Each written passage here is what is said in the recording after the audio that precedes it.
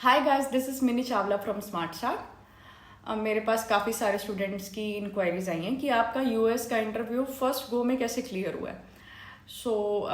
ये भी क्वेश्चन पूछे थे बच्चों ने कि इन्वायरमेंट कैसे होता है वहाँ पे, हमें क्या क्या ड्रेस डालनी चाहिए, किस तरह के क्वेश्चंस होते हैं इस चीज़ से रिलेटेड। तो हम फर्स्ट सबसे पहले बात करेंगे ग्रीटिंग्स के बारे में, कि हमें उनको ग्रीट कैसे करना है। सो स्टूडेंट्स क्या करते हैं, because of nervousness they use to say good morning officer, good morning sir, good morning ma'am. This is not required. ठीक है, आपको विश करना है उनको, good morning sir, good morning आपको बोलना है, बट सर और मैम लगाने की जरूरत नहीं है आपको। Simple just say good morning, that's it.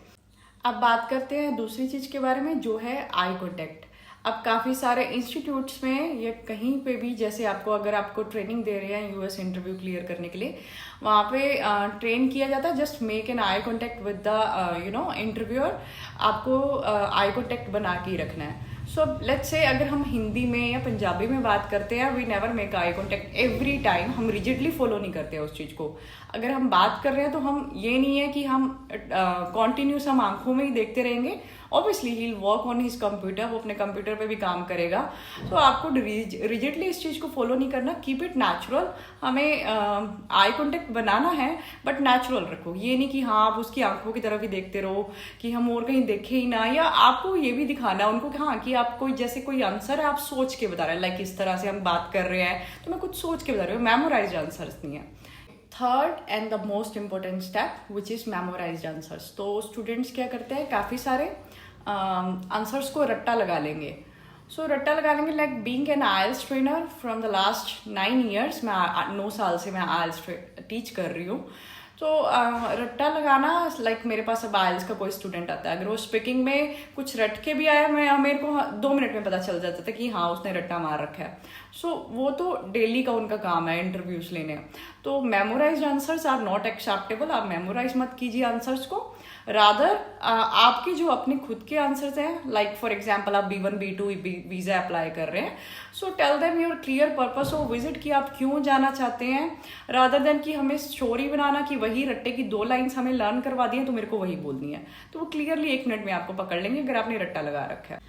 अगला डाउट जो काफ़ी सारे स्टूडेंट्स मुझसे पूछते हैं कि हमें वहाँ पे ड्रेस कैसी पहननी चाहिए, लाइक फॉर्मल पहनने चाहिए, कैजुअल पहनने चाहिए।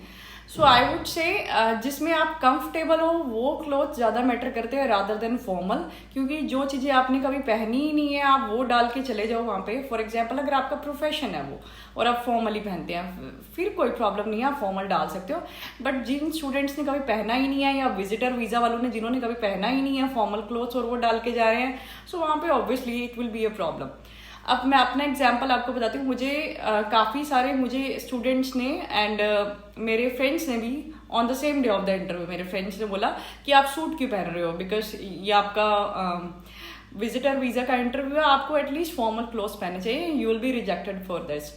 तो मुझे ये था कि मैं जिसमें कंफर्टेबल हूँ, मेरा प्रोफेशन है टीचिंग का, तो मैं जिसमें कंफर्टेबल हूँ, मैं सूट में कंफर्टेबल हूँ, तो मेरे को उसमें ज़्यादा प्रेफर करूँगी मैं। So I think that comfortability matters more rather than going for formal. The next thing which is very important is be honest with your answers.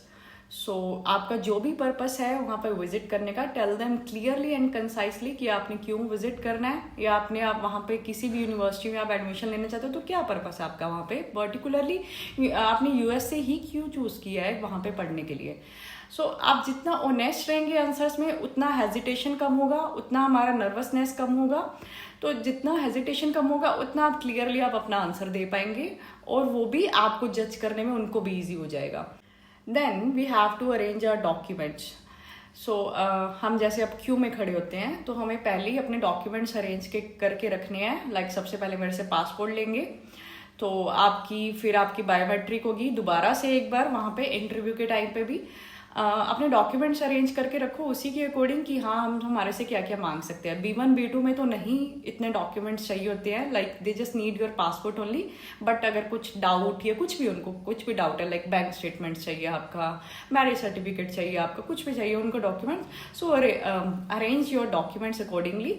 And same in the case of F1 visas also, study visa पे जो हमारे apply करते हैं students, तो उनको भी अपने documents पहले से अरेंज करके रखने हैं, रादर देन हम वहाँ पे इंटरव्यूअर के सामने जाएं और पहले ही हम नर्वस होते हैं ऑब्वियसली, और डॉक्यूमेंट्स में हम उलझ जाएं कि हाँ आप कौन सा देना document. So arrange your documents according to the situation. Last and the most important thing is warm up of English.